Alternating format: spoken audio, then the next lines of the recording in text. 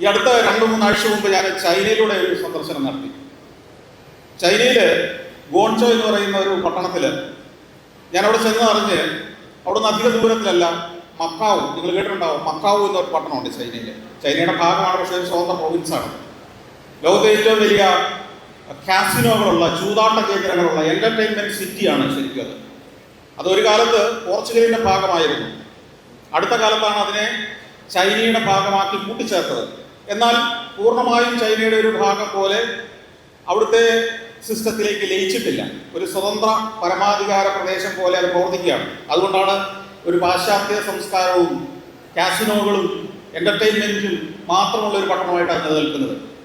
അപ്പോൾ അവിടെ നിന്നൊരു മലയാളി ഗോൺചോയിൽ എന്നോടൊപ്പം ഉണ്ടായിരുന്ന ഒരു മലയാളിയെ വിളിച്ചിട്ട് പറഞ്ഞു, ഇങ്ങനെ ഒരാളവിടെ വന്നതായിരുന്നു, എനിക്ക് അദ്ദേഹത്തെ ഒന്ന് കാണണം, നാളെ വൈകിട്ട് അവിടെ വന്നാൽ നമുക്ക് ഒന്നിച്ചൊരു ഡിന്നർ കഴിക്കാൻ പറ്റുമോ? ഞാൻ പറഞ്ഞു, വൈകിട്ട് ഞാൻ ഫ്രീ ആണ്, രാത്രി ഫ്രീ ആണ്, നമുക്ക് കൂടാം. അങ്ങനെ ഞങ്ങൾ അവിടുത്തെ ഒരു പേൾ നദിയുടെ തീരത്തെ മനോഹരമായ ഒരു സീ ഫുഡ് റെസ്റ്റോറൻറ്റിൽ കാത്തിരിക്കുമ്പോൾ അദ്ദേഹം വരുന്നു. അദ്ദേഹം വന്നു. അദ്ദേഹത്തെ ഈ മറ്റേ സുഹൃത്ത് പരിചയപ്പെടുത്തി.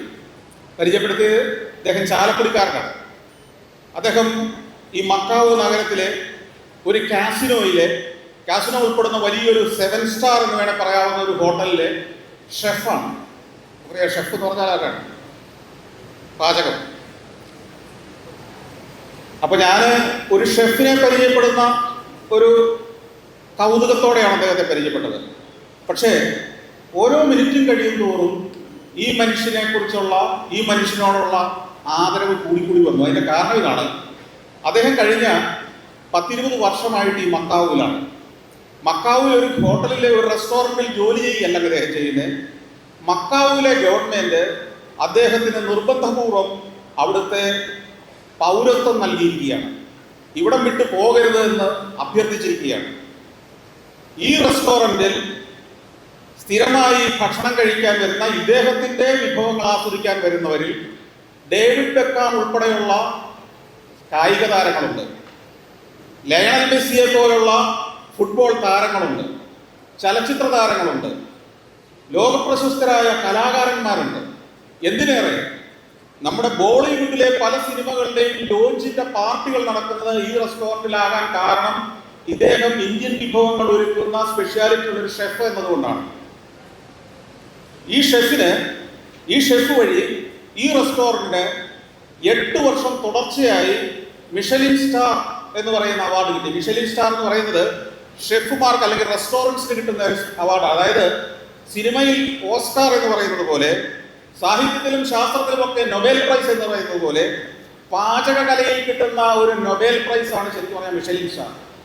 ഈ മലയാളി വഴി ഈ റെസ്റ്റോറൻറ്റിലേക്ക് 8 തവണ തുടർച്ചയായി മിഷലിൻ സ്റ്റാർ ചെന്നു. അതുകൊണ്ടാണ് ആ ഗവൺമെന്റ് അദ്ദേഹത്തിന് പൗരത്വം കൊടുത്ത് അവിടെ നിർത്തിയത്. ഞാൻ അദ്ദേഹത്തോട് ചോദിച്ചു, നിങ്ങൾ 10ാം ക്ലാസ് പഠിച്ചപ്പോൾ നല്ല മാർക്കുണ്ടായിരുന്നില്ലേ? നല്ല മാർക്കുണ്ടായിരുന്നു സാറേ.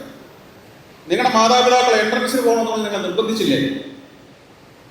അദ്ദേഹം ഒന്ന് ചിരിച്ചു, നിർബന്ധിച്ചു, വഴക്കുണ്ടാക്കി, യുദ്ധം ചെയ്തു. അദ്ദേഹത്തിന് ഇഷ്ടമുള്ള മേഖല തിരഞ്ഞെടുത്തു. അദ്ദേഹം ഏതെങ്കിലും ഒരു പഞ്ചായത്തിലെ പ്രാഥമികാരോഗ്യ കേന്ദ്രത്തിലെ ഡോക്ടറായിരിക്കേണ്ടതിന് പകരം ഇന്ന് 8 മിഷലിൻ സ്റ്റാർ അവാർഡുകൾ വാങ്ങിയ അദ്ദേഹം ആവശ്യപ്പെടുന്ന എന്തും അങ്ങോട്ട് കൊടുക്കാൻ തയ്യാറായ ഒരു രാഷ്ട്രം, ഒരു സ്റ്റേറ്റ് തന്നെ കരുതിക്കുന്ന ഒരു ഷെഫായി, ആദരിക്കപ്പെടുന്ന ഷെഫായി മാറി. ഇങ്ങനെ എത്രയെത്രയോ പ്രതിഭകളെ ഞാനിങ്ങനെ സഞ്ചരിക്കുമ്പോൾ അത്ഭുതത്തോടെ കണ്ടു നിന്നിട്ടുണ്ട്. നമ്മുടെ നാട്ടിൽ സ്വീകരണം കിട്ടാതെ പോകുമായിരുന്നവർ ഇന്ന് ഈ സോഷ്യൽ മീഡിയയിലൂടെ ഇന്ന് നമ്മൾ പല മേഖലകളെ അടുത്തറിയുന്നുണ്ട്. പുതിയ തലമുറ മുകളിലിരിക്കുന്ന മാതാപിതാക്കളും അറിയുന്നുണ്ട്. നമ്മൾ അവരെയൊക്കെ കൈയടിക്കാറുണ്ട്, അവരുടെയൊക്കെ നേട്ടങ്ങളെ നമ്മൾ പ്രശംസിക്കാറുണ്ട്, അതിനിടയിൽ ഗംഭീര കമന്റുകൾ ഇടാറുണ്ട്. ഇത്തരമൊരു കമന്റ് വാങ്ങുന്ന ഒരു പ്രതിഭയായി നമ്മുടെ മക്കൾ മാറുന്നതിനെ കുറിച്ച് മാത്രം നമ്മൾ പലപ്പോഴും സ്വപ്നം കാണുന്നില്ല. നാട്ടുകാരുടെ മക്കൾ കമന്റ് മേടിക്കുന്നതിൽ നമുക്ക് കുഴപ്പമൊന്നുമില്ല. നിങ്ങൾ ഈ ഇരിക്കുന്ന വിദ്യാർത്ഥികൾ ഒന്ന് തിരിഞ്ഞ് സ്വന്തം ജീവിതത്തിലേക്ക് ഒന്ന് തിരിഞ്ഞു നോക്കണം. അവനവനെ കുറിച്ച് ഒന്ന് ചിന്തിക്കണം. ഞാൻ ഇനി അങ്ങോട്ടുള്ള ജീവിതത്തിൽ, ഇനി ശിഷ്ടകാലമുള്ള ജീവിതത്തിൽ ഏറ്റവും ആസ്വദിച്ച് ചെയ്യാൻ പോകുന്ന തൊഴിൽ ഏതായിരിക്കും എന്ന് ചിന്തിച്ചിട്ടുണ്ടോ? ഞാൻ ഒരിക്കലും മടുക്കാതെ ചെയ്യാൻ പോകുന്ന തൊഴിൽ ഏതായിരിക്കും എന്ന് ചിന്തിച്ചിട്ടുണ്ടോ? ഞാൻ ഒരിക്കലും ബോറടിക്കാതെ ചെയ്യുന്ന, ഏത് പാതിരാത്രിക്കും ഉണർന്നിരുന്ന് ചെയ്യുന്ന ഒരു തൊഴിൽ എന്തായിരിക്കും എന്ന് ചിന്തിച്ചിട്ടുണ്ടോ? അതോ ശമ്പളത്തിന് വേണ്ടി ആരെങ്കിലും അത് നിർബന്ധിക്കുമ്പോൾ പോയി ചെയ്യുന്ന ഒരു ജോലിയാണോ ഞാൻ ചെയ്യാൻ പോകുന്നത്? നമ്മളിന്ന് ജീവിതത്തിൽ വിജയിച്ച, ആരാധിക്കുന്ന വ്യക്തികളുടെ ഒക്കെ ജീവിതം എടുത്താൽ മാതാപിതാക്കൾ നിർബന്ധിച്ച് തള്ളി ഉന്തിക്കയറ്റി എൻട്രൻസ് എഴുതി പാസ്സാക്കി വിജയിപ്പിച്ചവരുടെ ചരിത്രമായിരിക്കില്ല നിങ്ങൾ വായിച്ചിട്ടുള്ളതും കേട്ടിട്ടുള്ളതും കൂടുതലും. യഥാർത്ഥ പ്രതിഭ എന്താണ്, അവന്റെ ഉള്ളിലുറങ്ങുന്ന, അവളുടെ ഉള്ളിലുറങ്ങിക്കിടക്കുന്ന യഥാർത്ഥ കഴിവെന്താണെന്ന് കണ്ടെത്തി അതിനുവേണ്ടി നിരന്തരം പ്രയത്നിച്ച് പ്രവർത്തിച്ച് ആ മേഖലയിൽ വിജയിച്ച പ്രതിഭകളെയാണ് ഇന്ന് ലോകം ആദരിക്കുന്നത്.